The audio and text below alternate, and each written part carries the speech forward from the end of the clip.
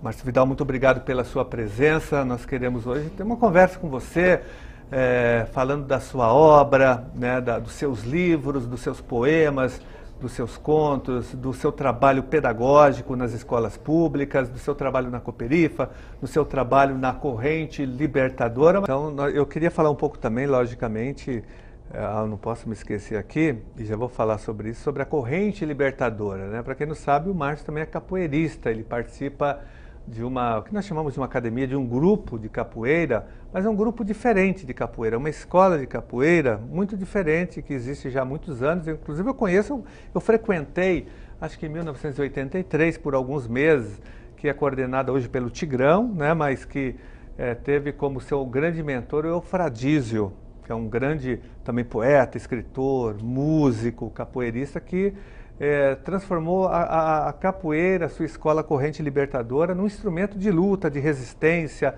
de divulgação da cultura popular, da cultura negra, de politização no sentido de desenvolvimento da consciência de classe e racial de muitas pessoas na periferia, inicialmente no São José. Lá no Largo de São José tinha uma capoeira, eles alugavam um pequeno espaço e lá foi onde esse movimento começou. E você faz parte desse movimento, você participa. E você me disse que a Corrente Libertadora te influenciou muito para a sua consciência de classe, para a sua consciência política, de cidadania. Como que você concilia Corrente Libertadora, Cooperifa, educação, produção literária? Qual é a ligação de todas essas áreas para você? Eu acho que eu não seria educador se eu não tivesse passado pela Corrente Libertadora. Eu fui à Corrente, eu tinha 13 anos de idade. Para praticar capoeira, com essa intenção. Só que para você trocar de cordão, né, que é a graduação da capoeira, o mestre cobrava o boletim escolar, por exemplo. Você tinha que estudar. Tinha que estudar. Tinha que estar matriculado e tinha que ter um bom desempenho em sala de aula. Nota vermelha. Era como se fosse um Bolsa Família, um Bolsa Escola. Pois quase um Bolsa Escola. Isso para você ganhar um cordão. E aí ele falava que o capoeirista não precisava... Falava que levantar a perna qualquer um fazia, ele falava. Agora você ser completo, você tinha que entender por que você levanta a perna, por que a capoeira existe, e ele falava que a escola é o lugar que podia ensinar isso. Ele fazia o resgate da história da capoeira enquanto instrumento de luta dos escravos no Brasil, de enfrentamento. Isso, e aí ele falava que a gente precisava aprender essas coisas. Então ele fazia visita domiciliar, ia à nossa casa, eu conversava com nossos pais, lá com meu pai, com a minha mãe. Quem que fazia isso? O Tigrão? O Tigrão fazia, porque quando eu peguei já era o Tigrão que já levava a corrente, né? O Eufradísio já estava no interior fazendo os trabalhos artísticos e o Maurício já havia se afastado. E o Tigrão, como grande mentor, ele ia à nossa casa, conversava com nossos pais, tudo que ele ensinava pra gente, por exemplo, de questões raciais, ele ia discutir com os nossos pais também. Ele convidava os pais para ir, para participar, por exemplo, de um 20 de novembro. Ele fazia questão que os pais compreendessem. Nessas discussões, ele nos influenciou a entrar para um grupo chamado Trance Essa Rede, que era um grupo que discutia sexualidade na adolescência.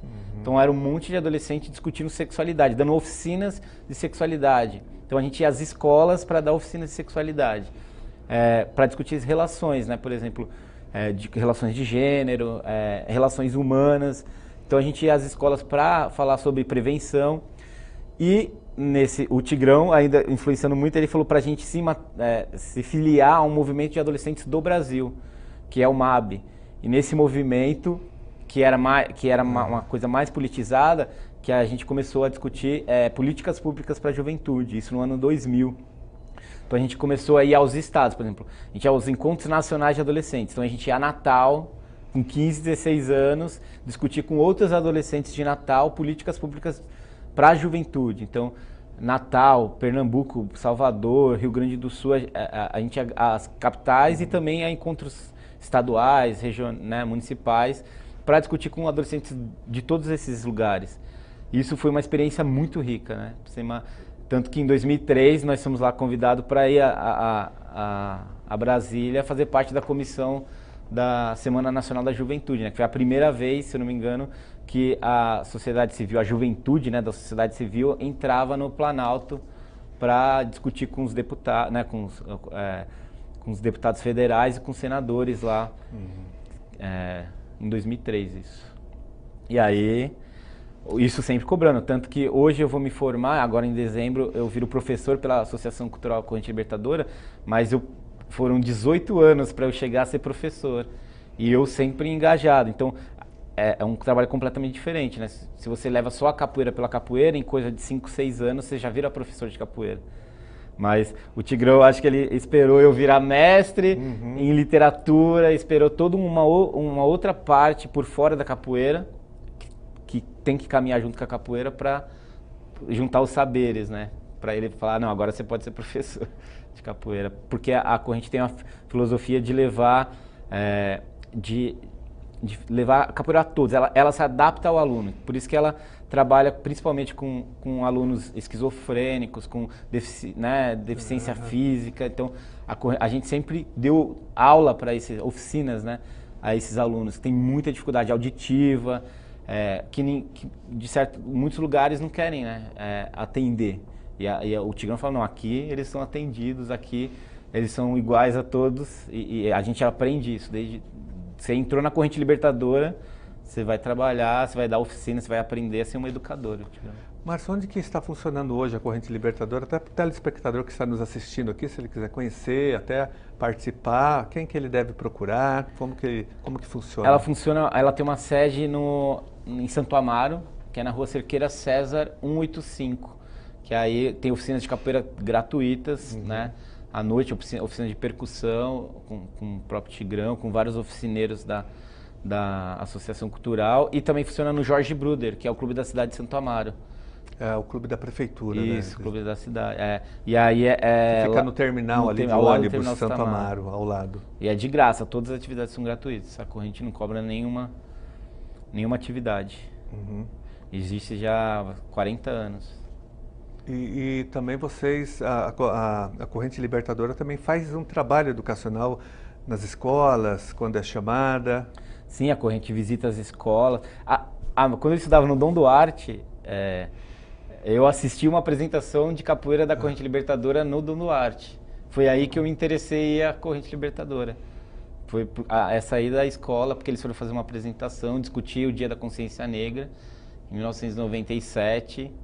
E aí eu fiquei lá insistindo para minha mãe levar, em 98 a minha mãe me levou para a corrente. Na verdade, a Corrente Libertadora ela é protagonista e pioneira numa luta que nós conseguimos só legalizar no ano de 2003, na mudança da LDB, quando nós incluímos, né, o ensino obrigatório, dos conteúdos pelo menos, do ensino da África, o resgate da verdadeira cultura do negro no Brasil, o 20 de novembro, né? O 20 de novembro como feriado, como data obrigatória a ser comemorada em todas as escolas públicas e privadas, está na LDB isso, né? Na Lei de Diretrizes e Bases da Educação Nacional, enfim, a resistência do negro contra a escravidão. Tudo isso não existia, não era obrigatório nas nossas escolas, mas a Corrente Libertadora já fazia esse trabalho com os alunos nas escolas e isso foi conquistado depois, do ponto de vista legal, em 2003, e teve um aperfeiçoamento em 2006 na legislação, mas queria ressaltar isso, que a Corrente já fazia esse trabalho, por isso que eu falei das escolas, eu vejo a Corrente em algumas escolas fazendo palestras, o Tigrão, você... E a Corrente, ela vai às escolas, ela não vai lá para levar o especialista em capoeira para ficar voando. Do ponto de vista técnico. Não, ela vai levar a vivência, a experiência de um esporte brasileiro, né? Que é justamente isso, que é para tirar aqueles... todas as vezes que se lembra do negro no Brasil, tá ligado à escravidão, né? A corrente, todas as vezes que a corrente chega nos lugares, a gente, claro que a gente toca no assunto, mas a gente quer falar das coisas grandes que os negros realizaram, né? Eles não vieram só, eles não são só escravos, não foram só escravizados, eles são livres e fazem muita coisa, né? Só que sempre quando se fala, né, a gente para lá e hoje a gente consegue entrar na escola mais facilmente, com certeza.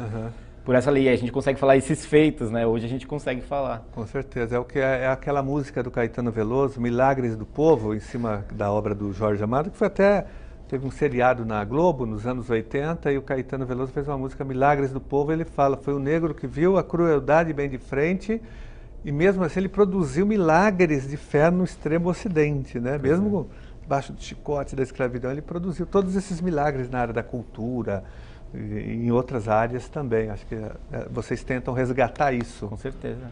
Que é o orgulho negro, né? Exatamente. Tem que ser o orgulho. Né? E aí o 20 de novembro vem também nesse processo, dentro desse diapasão.